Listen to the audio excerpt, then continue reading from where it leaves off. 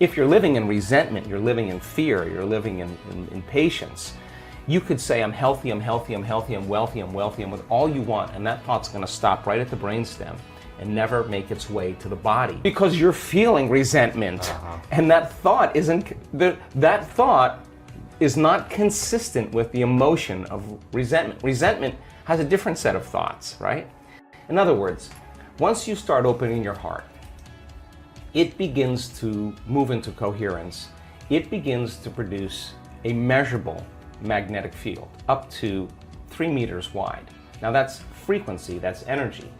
And all that energy, that frequency, carries information, carries an intent. So then when you're feeling gratitude and your heart is open, you're broadcasting energy into the field. Now, frequency. Frequency. You lay the intent of the thought of your health or your wealth. That frequency can carry the thought of your wealth. It can carry the thought of your health. If you're suffering, suffering does not carry, that energy does not carry the thought of your wealth. It carries a different set of thoughts.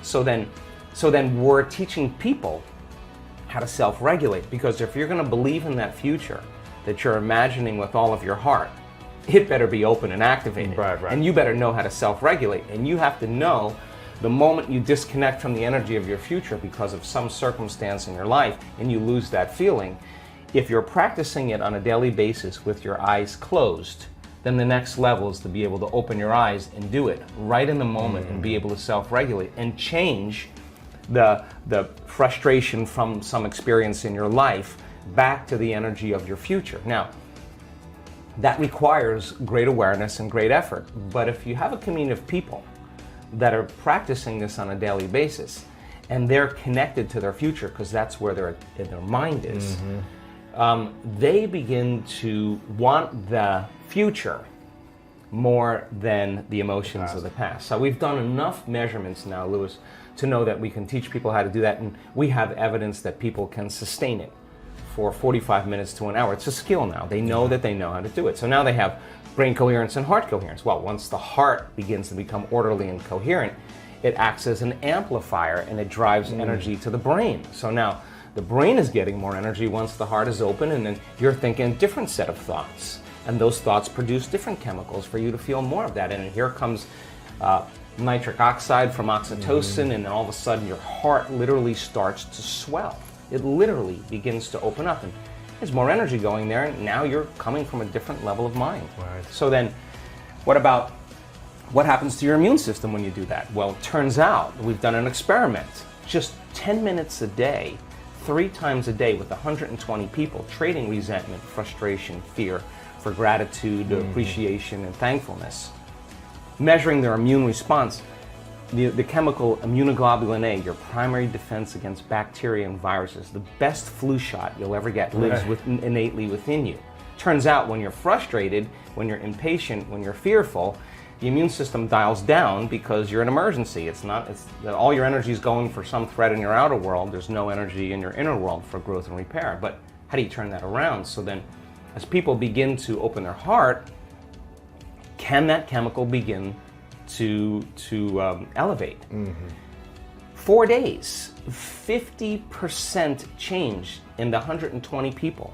Their IgA levels went up 50% in 4 days. Wow. That's your body's immune system is now upregulating genes that are making proteins and immunoglobulins and antibodies that you don't need a flu shot. In other words, your inner state is greater than your outer world. So then, just by doing that, we now know that your immune system is going to get stronger. By the same means, take 120 people or 50 people and measure 7,500 gene regulations.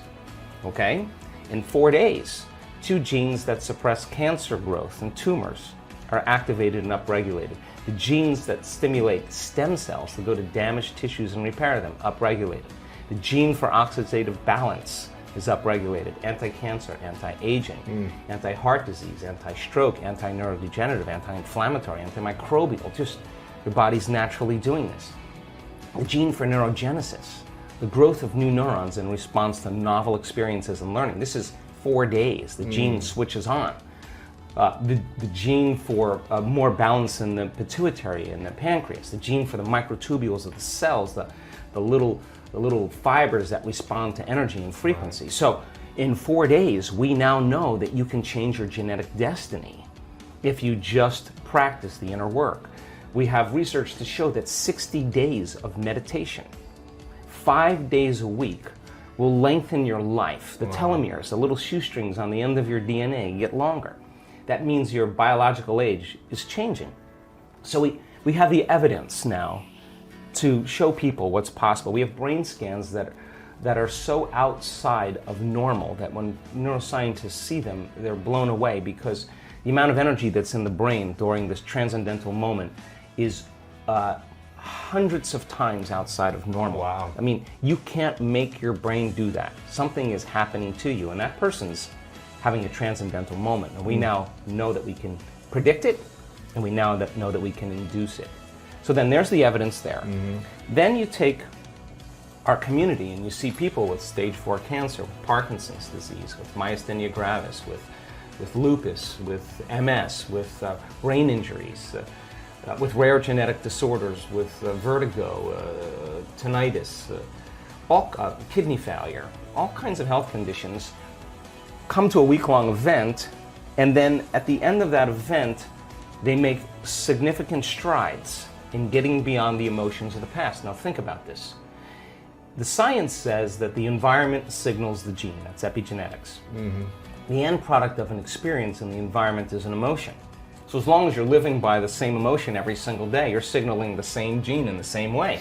And if that gene is related to a survival emotion, a stress hormone, then you're down-regulating the gene and you're creating disease. So when the person trades that emotion and really breaks free from the chains of their past, and now they're feeling an elevated emotion, well, now they're dialing down the gene for MS, and they're up-regulating the gene for health and balance. And so the person, you'll say to them, where's the disease? Well, I'm not the same person.